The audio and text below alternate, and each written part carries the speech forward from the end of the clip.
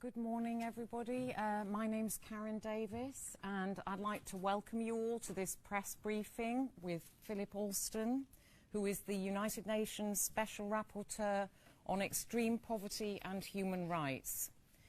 Professor Alston, who is on an official visit to the United Kingdom at the invitation of the British government, will present his preliminary observations and recommendations following his human rights fact-finding visit over the last 2 weeks, including the impact of austerity measures, universal credit, child poverty and Brexit.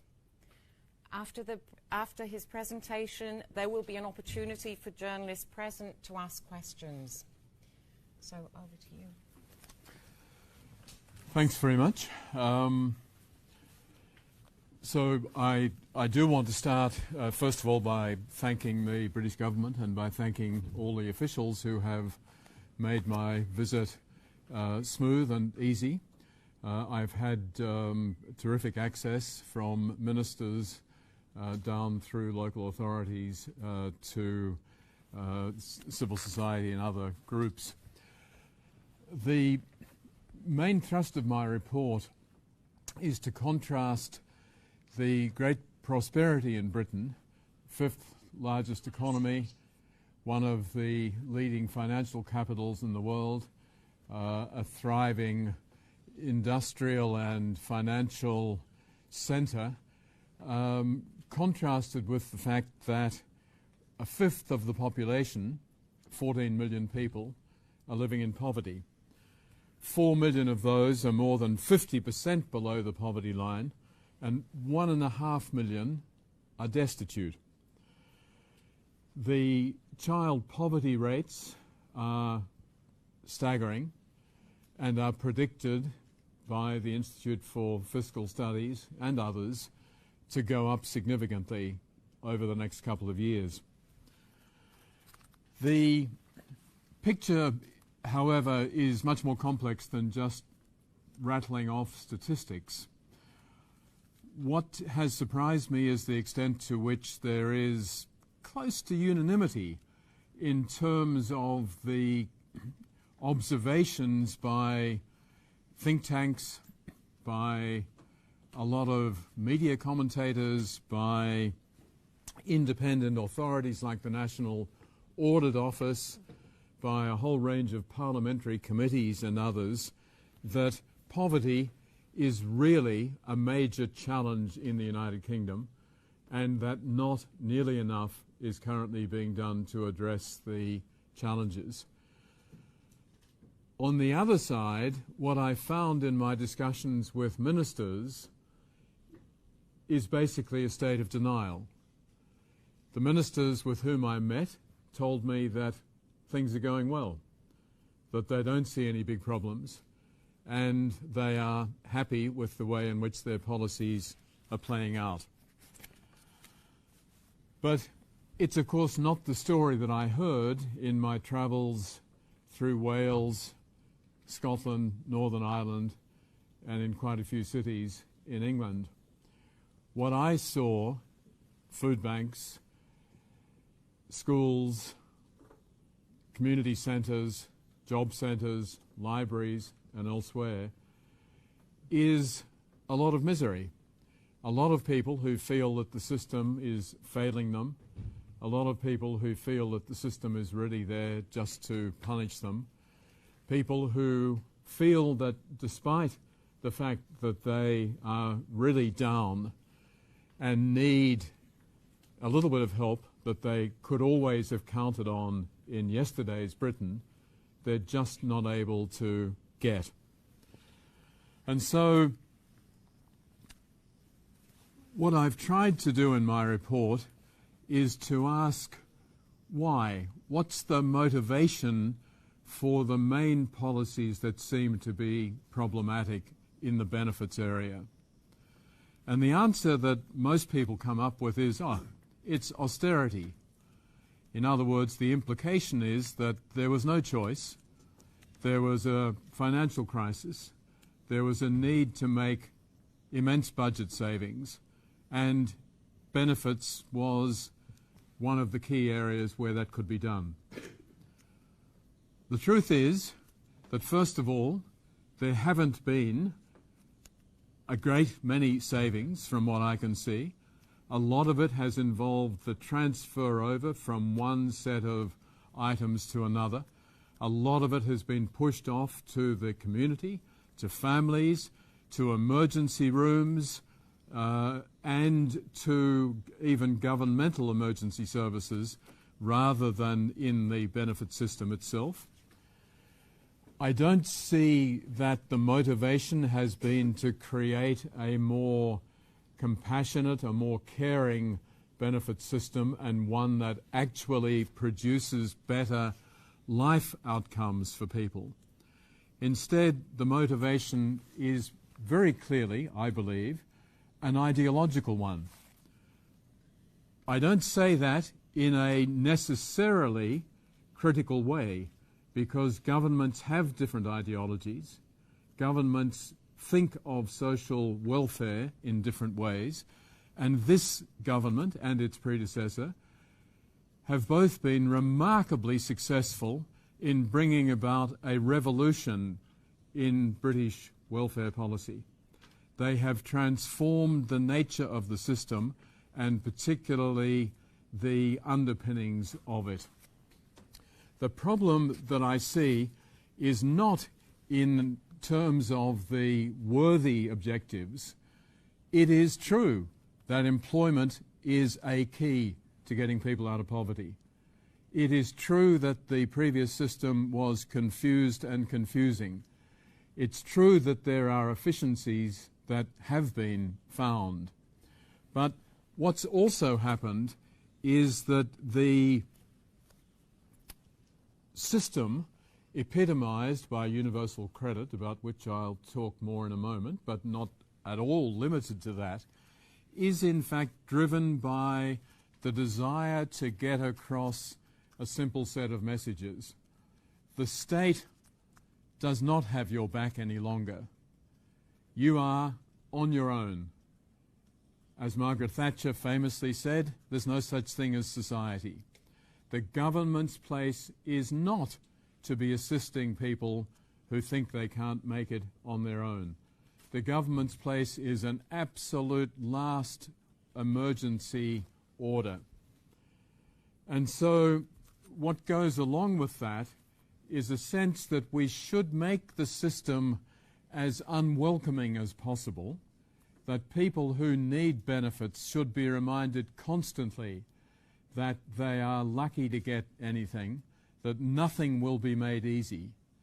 And linked to that is what I would think of as a sergeant major mentality. As one MP put it to me, the command and control approach reflected in universal credit. That sanctions should be harsh, should be immediate, should be painful. And yet, all of the evidence that I've seen, notwithstanding various assertions made by DWP, indicate that sanctions are usually counterproductive, that they create fear and loathing among claimants, that they impose immense hardships on people who might have been 5 minutes late for an appointment, might have screwed up in some other way, but instead of trying to work through with people who are already under immense stress, there is this sudden ton of bricks approach. And the ton of bricks goes from 3 months to 6 months and can go into the years. And I think that sort of punitive approach to benefits is utterly inconsistent with the essential underpinnings, not just of what I would see as human rights, but of the whole British sense of community and the values of justice and fairness. My report also focuses on Brexit, which is an issue that seems to be of current interest. I make the argument, which is not going to be all that unfamiliar, that almost no matter what outcome Brexit achieves, other than the utopian one which is most unlikely to happen, is going to leave Britain worse off economically. There's going to be a fall in GDP. There's going to be a fall in tax revenues. I don't think that's controversial. I think most Treasury modelling says that. The IMF says it in a very major way. The problem is that there's been almost no discussion about what impact that's going to have on low-income groups. They will, if present policies are maintained, bear the brunt of the economic fallout from Brexit.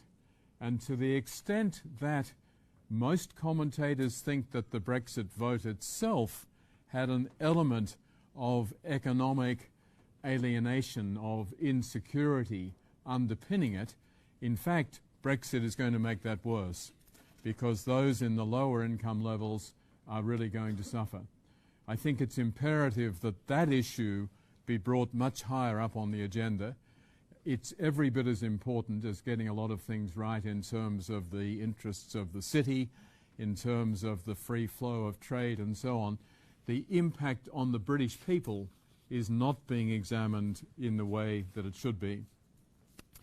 I go into some detail on universal credit, and I won't try to encapsulate all of the issues here, but I think there are a number of characteristics of it which are particularly problematic and harsh, and more interestingly, unnecessary and almost gratuitous, and could therefore be changed fairly quickly. The 5-week waiting period, reduced to 3 for some, but very often amounting to 12 for others, because an identification document can't be found or whatever. That is an amazing part of the system, which means that people who are completely unable to cope go to a benefits office, go through the process of applying, succeed, and they're told, good, you've got nothing, you're really in desperate straits, go away, and maybe in 5 weeks, if you're lucky, although it might be 12, we'll give you some money. They're plunged into misery and despair. They're plunged into a circle of having to beg from family and community. And then DWP will say, no, no, no, but we could give you an advance. So they'll provide an advance if you're really desperate. That advance then needs to be paid off at the rate of 30% from each of your paychecks when they finally start arriving. So you are guaranteed that with a very small benefit amount, 30% of that is immediately taken off. And so it's really getting off to a great start and giving people a wonderful sense of the whole universal credit and DWP process. That should be changed immediately. The payment to a single household has drawn a lot of attention. It's said, and I completely accept it, that the impact on many women is extremely problematic, that they are not able to control the family income, that the male in the household dominates, and that it even puts them at greater risk of domestic violence. The response that I got from the former Secretary of Work and Pensions was, first of all, 93% of people in the United Kingdom have joint bank accounts anyway, so what's the problem? Well, it would be interesting to see what the figures are for women living in poverty, whether they have joint bank accounts. Most of them don't have a joint bank account because they're solo, even if they're living with someone. She also then went on to say, well, you know, if they're having problems, they should get counselling, and if things are really bad, they should leave. This shows a really deep and sensitive understanding of the situation in which such women find themselves. And it's not an option. It's not the way to approach these things, and the government should change that. There are A number of other elements that I won't go into in great detail. The digital by default system, I believe, is not working anywhere near as smoothly as the government says. The figures in terms of the number of people who begin a claims process and then abandon it are remarkably high. Close to a third of people give up. Now, I suspect that DWP is quite happy about that in a way. Good, less benefits to be paid. But again, a huge level of frustration and not reflected in the statistics. I think they've overstated the number of people who are comfortable doing all this digitally. And I think the system is, despite their suggestions that there are all sorts of other alternatives, I think it is overwhelmingly pressing people to do everything online. The sanctions I've already talked about. The consequences for those who are sanctioned are grim. I've got a long section in my report about digital and automation policies in the welfare area. The United Kingdom sees itself as being at the forefront in world terms in this area, and in some ways it is. But I've also got a number of warnings in here saying that this automation can very quickly cross over into a line where all sorts of compassion, all sorts of human interaction and so on are lost, and that a welfare system cannot survive on algorithms alone. The rest of my report, which I'll deal with very quickly because I want to take questions, focuses in particular on what I call the dismantling of the broader social safety net. So it's not just universal credit. It's a big mistake to focus only on that, although, of course, there is immense dislike for the system out there. The benefit reductions are pretty draconian. There is an extraordinary disconnect between the triple block that protects pensioners and the freeze that freezes all in-work beneficiaries. The argument that pensioners couldn't possibly have to put up with that, quite right. Whereas people in work, well, let them suffer, let them lose every year, let them get less. I think that's deeply problematic.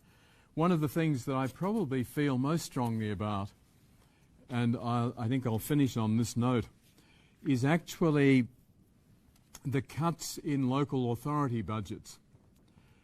Britain has famously had a culture of local concern, of people being able to get some sort of assistance from their local council, some sort of human contact. When things go really wrong, there'll be a social worker, there'll be some service they can go to. 49.9% cuts according to the National Audit Office. And so I meet the leader of the council in Newcastle and he tells me, we've been reduced to emergency service provision.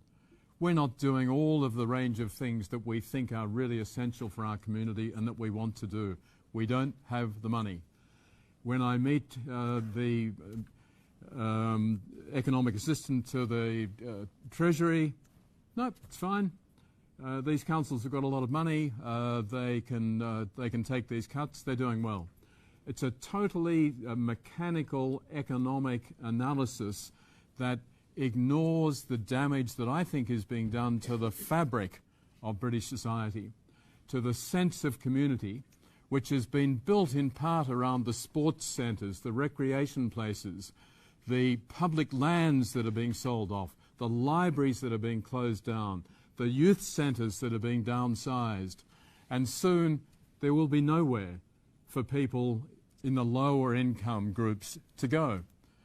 It's perfect because those higher income groups will have more money because their taxes are being cut, but they will find themselves living in an increasingly hostile and unwelcoming society because the community roots are being systematically broken. So I think there are big reasons for concern. I'll end by saying that I think if a new minister was interested, if a new government was interested, the harshness, the worst aspects of a lot of these policies could be changed overnight and for very little money. I'll leave it at that. I'm happy to take questions. So we will be taking questions and there will be a roving mic. Have we got a we have a roving mic. So if you could just wait until the mic comes to you and announce your name and which organisation you're working for. Because we're streaming this conference and we won't be able to hear you until you've got the mic. So shall we start over there? The lady over there, Junko, thank you very much.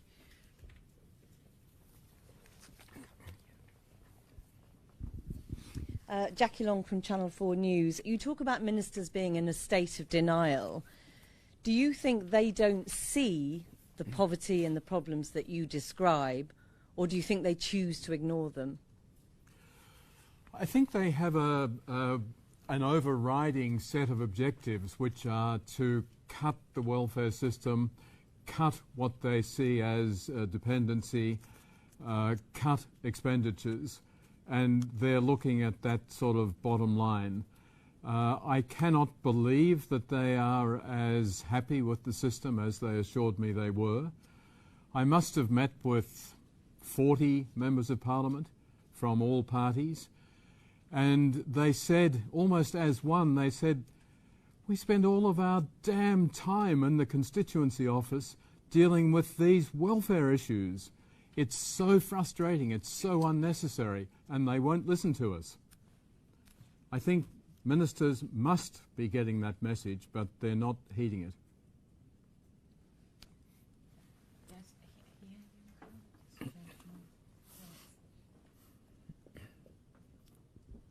Thank you, Professor Alston. Dragan Nastic from UNICEF UK.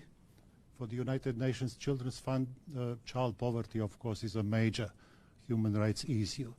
In 2016, the UN Committee on the Rights of the Child expressed its serious concern with the level of child poverty in the UK, impact of austerity, and lack of any action plan, plus removal of targets and child poverty measures.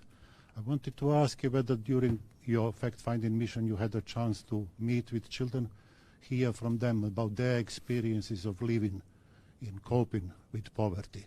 And also, have you maybe heard some differences in the approach throughout the UK? I'm specifically referring to devolved administrations when it comes to child poverty and human rights-based approach. Thank you. I was very fortunate to meet with quite a few children in my time here. I met with primary school children, often children of immigrants or children living in very poor, notoriously poor areas. I met with youth from inner city London areas and spoke with them at length about their particular concerns about how the closure of a youth community centre affects them, how they live in such terrible housing conditions that they can't stay at home. They've got to get out. But if they get out, they can go to a youth centre, and that's great. If they can't go to a youth centre, they're on the streets. On the streets, there are gangs, there are drugs, there are bad things, and that's where one goes. So it makes a huge difference to them if there are services provided or not. In terms of the devolved administrations, I think one of the things that surprised me most is to hear from the officials in Northern Ireland and from the First Minister and the Finance Secretary and others in Scotland how much time they spent trying to counteract the UK welfare policy. They've got what they call mitigation policies. £125 million a year spent in each of those places trying to make up for the worst, the harshest aspects of the policies being pushed very hard by central government. That seems to me to be shocking. There's got to be a lesson to be learned there. This is not simply a matter of politics. It's a matter of the reaction of people, and it's entirely consistent with what I heard in England. The difference is that in the devolved areas they're trying to do something about it, but in England they're not.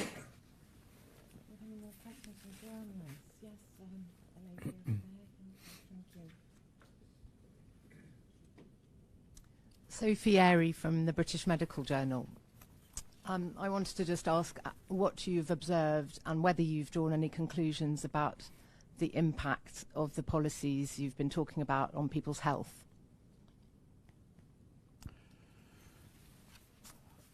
I deliberately didn't try to get a deep understanding of the NHS and related developments. I think the area that I picked up on most is probably the area of mental health.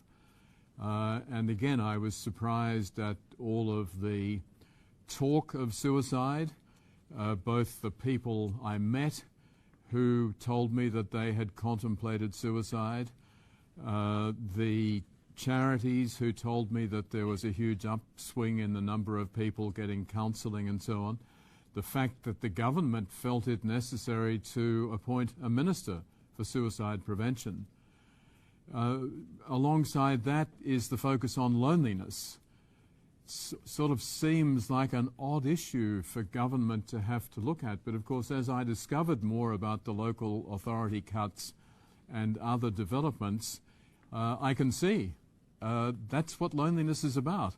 Old people, people who don't have relatives around the place are increasingly lonely as community facilities disappear, and particularly as the benefits that are available to them shrink increasingly and they can't even afford a bus fare or whatever else it takes to get out and meet people.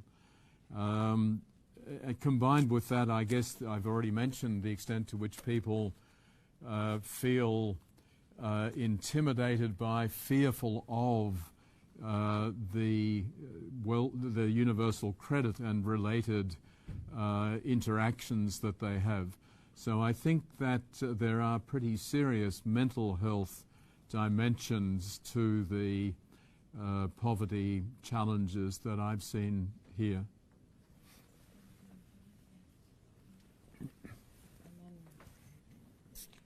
Hi, Steve Walker from the Squawk Box.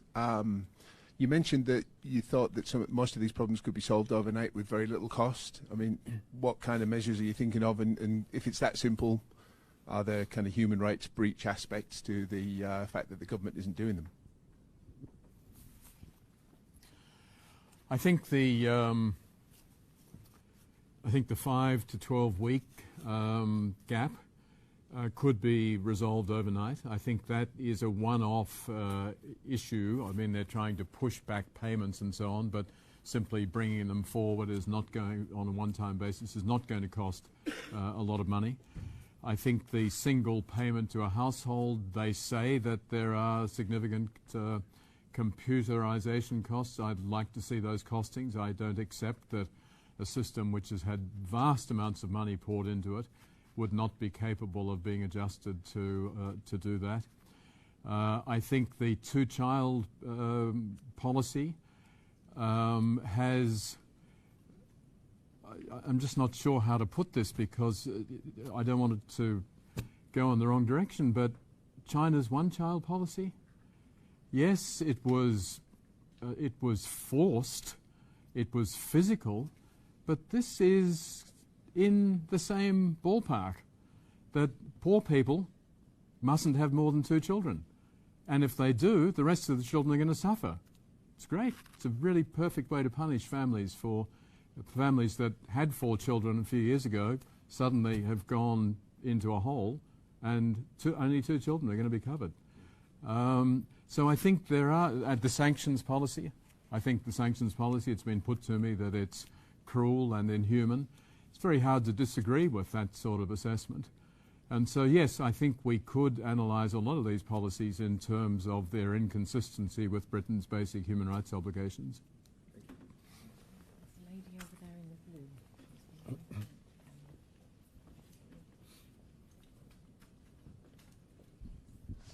Hi, I'm Maeve McClenaghan from the Bureau of Investigative Journalism. We've been doing a project logging homeless deaths across the country because there was no centralised system doing that. I wonder if there's other areas where you've seen gaps in data or evidence and whether that's a kind of intentional failing from the government in not wanting to know the true scale of some of these issues. I have to admit to being a little surprised at the extent to which the British government is reticent, if I can use that word, about collecting detailed statistics about the social condition of the country. So it's not just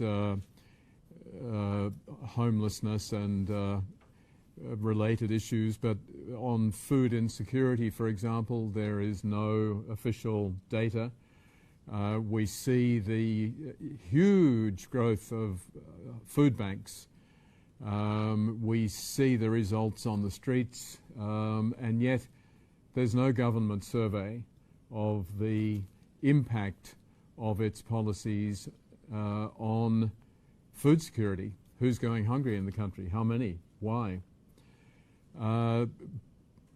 Even issues like poverty, child poverty, are left in a sort of limbo because the government has maintained this system where there are 4 different measures that can be brought up at any particular time in order to suit the purposes of the speaker. You can have absolute poverty, which the government insists is really all you should be looking at. You can have relative poverty, which gives a very different result. You can have before housing costs, you can have after housing costs.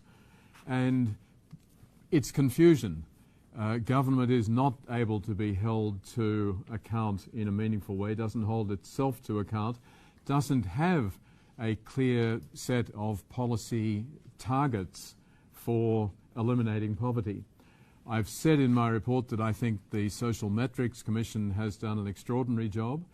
I don't think they were supposed to succeed. I think they were supposed to come up with something that would be divisive and rejected, but the experience has been the opposite. Most people I've spoken to have said this is a big improvement, it is fair, it's a good measure, and it should be adopted.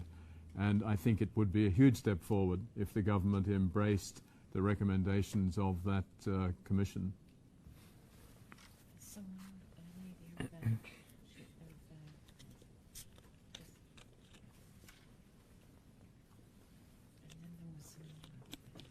Hi, I'm Manoush from the New Statesman. You talked about Britain losing its sense of community. What kind of society are we heading towards if nothing changes, do you think?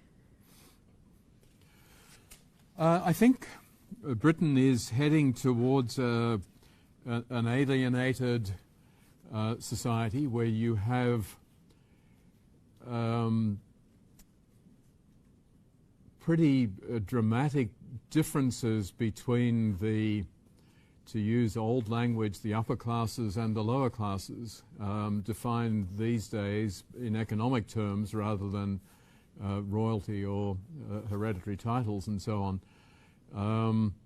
But I think the era of connectivity technologically, the era of social media and so on, make it much less sustainable to have these two dramatically different societies of people living the high life, indeed a higher life than has ever been lived before in terms of levels of luxury and so on, but people on the other hand not able to afford a tin of baked beans, not able to feed their children on the 7th night of the week, not able to afford shoes for their kids to go to school, not able to afford a bus fare to get out of the village to the job centre. I think that is going to create an alienated society and one which won't look like what Britain thinks it wants to look like, and I believe it should look like. In the very far. Run, Junko. Sorry about picking people here and there, but it's just a question for all first. Robert Wright from the Financial Times. You're obviously the UN rapporteur on extreme poverty. What would you say to a poor person in Chad or something like that, a real low-income country, about what you're doing, looking at the situation in the UK, which is undoubtedly very serious, but I think most people would accept is less extreme than in some of the real low-income countries. You know, there's always someone worse off, and I don't think it's a very useful comparator to say, my good man, you're about to get 20 lashes, but I can assure you that in other countries they'll give you 50. I think poverty is, by almost universal agreement, a relative matter. It's relative to the society in which you live. I think, yes, you can go to Chad, you can go to Mauritania, where I went a couple of years ago, you can go to Ghana, where I went earlier this year, and you can say to them, my friend, how would you like £37.80 a week? And they'd say, my God, I could only dream of that. And I'd say, well, that's what an asylum seeker gets in London, and that's what they've got in order to survive for a full week with their family to cover everything other than housing costs. And I don't think that the person in Mauritania is going to say, wow, that sounds great, I'd really like to go and live in the UK on that sort of money. They would say, I've at least got family, I've at least got my tribe, my community, I can survive here on much less, but my life is not that bad. So I think those sort of comparisons are actually really quite unhelpful and not very instructive. I think every country has to be measured against what it's capable of doing. And Britain is certainly capable of eliminating most, if not all, of its poverty if it wanted to. But it's clear there's a political choice that it doesn't want to. It would prefer to offer tax cuts to the wealthy than to remove hundreds of thousands, maybe a million or more, out of serious poverty. Gentleman over there, yes, in the blue. Hi, thank you. Manuel for RTTV. My question is very simple. I understand every single thing you've said, but I'm just wondering, should the UK government then spend more money on welfare and benefits, or should it do the exact opposite and create a system to discourage welfare dependency? Because that seems to be part of the issue, and ultimately it makes it seem like nothing is really working.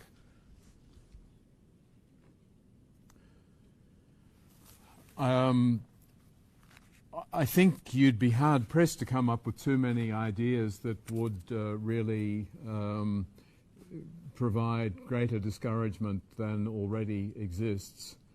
I think the notion that people are willingly sitting around at home because life is so good on benefits disappeared a long time ago. So I don't think that you can come up with much more of a punitive or deterrent nature. I don't deny that employment rates are great. I think it's wonderful that so many people are in employment. That, however, doesn't remove the problem of poverty, because one of the issues that I haven't talked about, but that is in my report, is of course the extent of so-called in-work poverty. And that was an issue that has been brought to my attention over and over again, that people are shocked that someone who's working full-time or someone who's doing 5 jobs that add up to 25 hours a week still is going to food banks, still is not making enough to be able to support themselves and their family. So, you know, good luck. I don't think there's any developed society that doesn't realize that governments have to provide certain basic forms of assistance to counteract the inevitable consequences of having a capitalist system. A capitalist system has winners and losers. That's what it's all about. That's its strength. But its weakness is that the losers cannot cope on their own because they're left so far behind, and the introduction of a welfare state or the introduction of a social security net is designed precisely to enable the system to keep working, to keep being competitive, to keep creating winners, but to make sure that there are not then a lot of losers who just fall off the wagon. Was there somebody? Oh, sorry, there's a gentleman here. I thought you were first, actually, and then we'll come to you. My name's Simon Collier. I founded the Association Pension and Benefits Claimants. Is this working? Is this? It is a mic for the streaming of the press conference, so it's not actually a mic. In Oh, okay. I'm fine. Okay, we've got about 3,000 articles on our website, and there's a lot of talk about universal credit, but people don't fully understand all the bad things about it. For example, when people apply, they used to just get their rent. Used to get all their rent paid and then their benefits. What's happening now is they're putting it all in one payment, and they're taking away some of the rent, and so you're having to pay that with your actual benefits. And now, whereas they just used to sanction your job seekers allowance, they're now possibly sanctioning the whole of your rent as well. And these sort of things are not coming up. My question is that about 20,000 people have actually died. But what the government hasn't done is release the statistics for those who've died who were declared fit to work. Have you made any headway on that, on getting that information at all? I'm well aware of all the arrangements in terms of rent and the consequences and so on. I have not got those statistics, and I didn't actually ask for them from government, but it certainly is an important element. I think that's one of the illustrations of why we need to get a better sense of what the impact of these policies has been. I think the National Audit Office, which is a national treasure from what I can see in terms of the seriousness of their reporting and analysis, has produced a series of reports that identify quite a few problems with the way in which universal credit is functioning, and challenging very strongly some of the claims that the government has made about the achievements that have come out of universal credit. There's a lady at the back there. Yes. Okay. Hi. Hello. May Bullman from The Independent. I just wanted to ask, did you find that the UK's immigration policies contributed to some of the poverty that you saw in the country? You might have to speak. No, I got it. Sorry. The question was, did I find that UK immigration policies have contributed significantly to poverty? I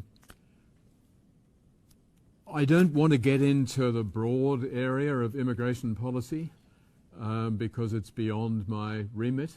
But what I did look at is the situation particularly of asylum seekers, and I think they are kept in of course I have to admit that it's not easy for an Australian to talk about inhumane asylum policies because we have the world record, but it's true that expecting asylum seekers to survive without access to any government services and on the £37 a week is entirely unrealistic and very punitive, and enabling those people to seek work in a full employment economy would be, again, a minor concession that should certainly be contemplated in my view.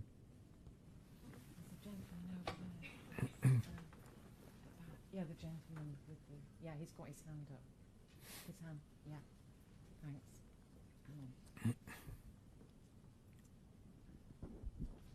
Hang on. Rob Booth from The Guardian. Philip Alston, has the British government breached its obligations under the covenant that it has signed on economic and social rights? Is it in breach of those human rights obligations that it's signed up to?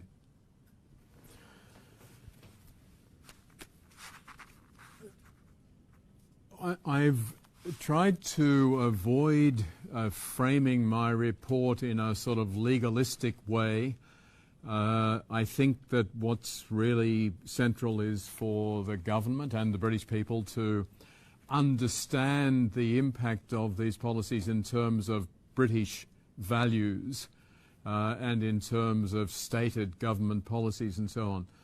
But if pressed from a professional point of view as a proponent of human rights and as a representative of the UN human rights system, I think there is no alternative but to conclude that the obligations in a range of conventions, whether it's the Convention on the Rights of the Child, whether it's the Convention on the Rights of Persons with Disabilities, the Convention on the Elimination of Discrimination of all discrimination against women, and the Covenant on Economic, Social and Cultural Rights, there are quite a number of provisions which I think are not at all satisfied by existing British policies.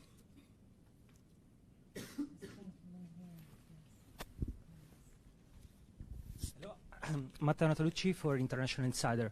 So my question is, new technologies like AI are going to change the market, the ways that we consider the economy, and also will have huge impact of unemployment. Do you think the government is doing enough in reshaping and creating digital skill around the marketplace, or do you think they will need some help from the private sector as well in delivering this? Thanks. First, I think this government is acutely conscious of the importance of technology. It has, as I set out in my report, prided itself on being a pioneer in the use of artificial intelligence, on big data and so on. I don't think there's any real risk of the government being unaware of the importance of those developments. I think my report goes out of its way to say that for all of us, these technologies are relatively new. We often proceed without much understanding of how they operate. We have a big problem that a lot of the algorithms that are used are not transparent for a whole range of reasons. And as the systems become more and more automated, the greater are the risks that the systems will function in ways that they should not. I call in the report for a greater linking of human rights concepts to information technology developments. I'm frustrated, I have to say, but this is general and not just the UK, that in the IT area the talk is immediately of ethics. And I'm not opposed to ethics, you'll be pleased to hear, but there's no definition of ethics. Ethics is sort of what you want it to be. So it's a very convenient floating reference frame, and I think we need to start defining ethics, if that's the key term, in relation to the human rights obligations that exist.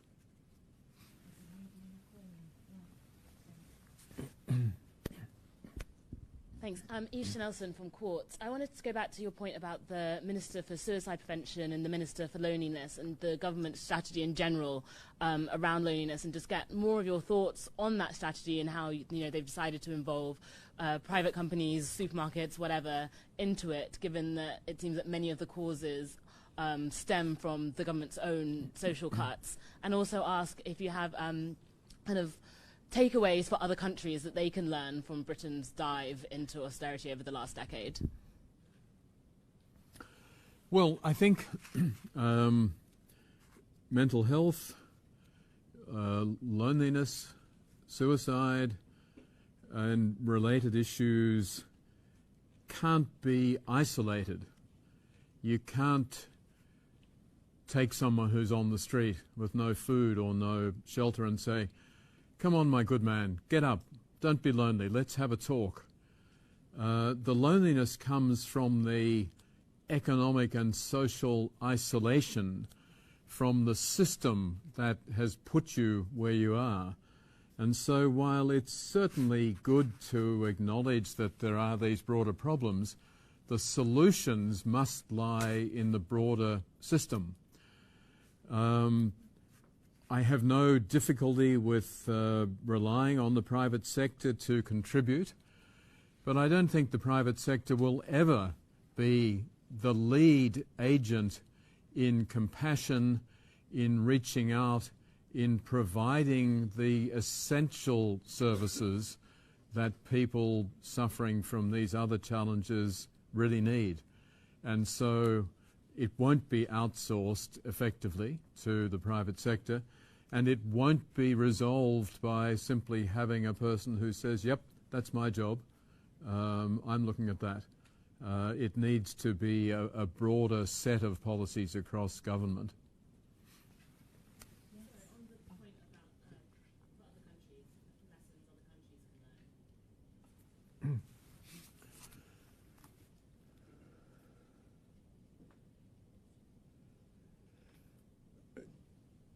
I probably won't answer that because it's all so dependent on the situation. Every country has a very different context, very different set of welfare policies, very different responses to these, and it's not going to be helpful for me. Sorry.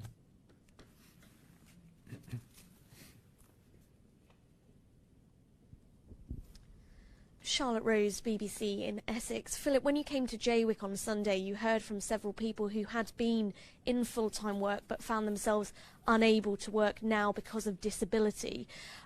Have you had any thoughts? You've talked a lot about universal credit, but have you had any thoughts about disability benefits and in particular the assessments required to retain those benefits and in some cases the downgrading for individuals when they are on disability benefits? I think there's no doubt that people with disabilities have been hit particularly hard by the changes in the benefit system. And I met with people not just in Jaywick but across the country who suffer from disabilities and who were feeling a very big crunch. Many of them were still getting benefits, but those benefits had been reduced dramatically. Many others were put in a position where the assessment had concluded that they were not really disabled and they should simply get out and work. I heard many stories along the Daniel Blake line that, well, I was asked just if could I snap my fingers, and I could, and I was asked if I could put my hand on my back, and I could, and at that stage I was told, great, fit for work. And I said, but what about my, and then, you know, describing the various disabilities and so on. No, you can work. And I think that was a huge cause of frustration and disbelief. All of these struggles to say, but excuse me, the unmedically qualified private sector person who did this assessment is going directly counter to all of the medical advice that I've got here. And people then saying, well, sorry, hard to believe that. Or you need to get the records for us, then discovering that GPs and others either don't want to provide the records at all or want 20 or 30 quid in order to do it. And I wouldn't be seeking benefits, so I could pay 30 quid to my doctor just to say, yes, he's got a disability. So I think there are endless problems that people with disabilities have encountered as a result of the changes. And I think it's an area where the lack of compassion, the lack of trying to really understand the challenges confronted in life by many of those people is a real problem. So we have one more question over there, and I think that's probably the last question.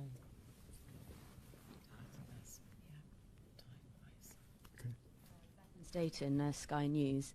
The situation you're describing seems to be one in which the government views the circumstances and the needs of very significant numbers of people as unimportant.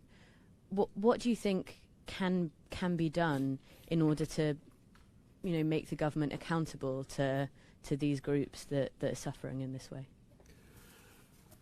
I wouldn't go quite so far as to say that the government thinks the lives of those people are unimportant, but rather that they have convinced themselves that employment is all that matters. And if the employment statistics are as good as they are now, then Britain is working and there shouldn't be poverty. And I think they need to focus much more. They need to do a serious accounting on the extent of in-work poverty. So whenever the gig economy was raised, for example, Deliveroo and Uber and various other forms of employment where there are no benefits, no security, no assurance of particular hours or scheduling for the most part, government ministers were completely dismissive. No. 3% of the total workforce only. It's not an issue. Well, excuse me, Minister, but 3% is a mere million people. Of those million people, if you take out maybe students, most of them are going to be poor people, because I wouldn't be doing gig economy work and most of your friends wouldn't be either. And so I think what we need to do is to get a better understanding, not just of the gig economy, but of the many other contexts. Single women, caring for children, the worst hit of all. They are in an incredibly difficult position trying to balance out all of the demands while surviving on absolutely minimum wages. The concern for that particular group, and in fact, let me take this opportunity to say, I think that there is a really remarkable gender dimension of many of the reforms. I think if you had got a group of misogynists in a room and said, guys, how can we make this system work for men and not for women, they wouldn't have come up with too many other ideas than what's already in place. So women, lone parents, make up only 90%. In other words, only 90% of lone parents are women. So which group do you think does absolutely worst in the whole benefits system? Lone parents. But when I said to ministers and others, do you think there's a gender dimension here? They'd sort of look at one another and say, no, I think the policies are fair. But the sort of analyses that I saw indicate that you can go through a lot of the different policies and look at quite differential impacts between men and women. And I think that's a really major issue that should be addressed in a systematic way. What are the differential impacts